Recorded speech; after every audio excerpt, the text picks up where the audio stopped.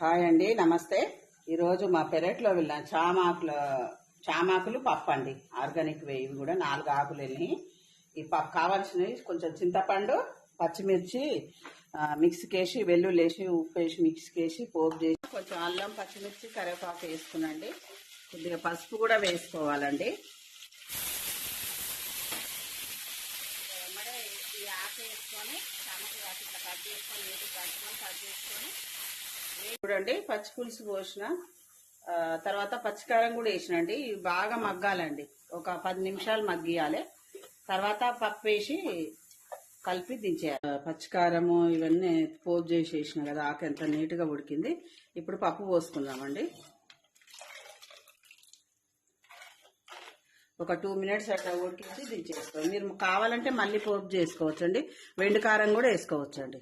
చూడండి ఎంత మంచిగా బచ్చలు అది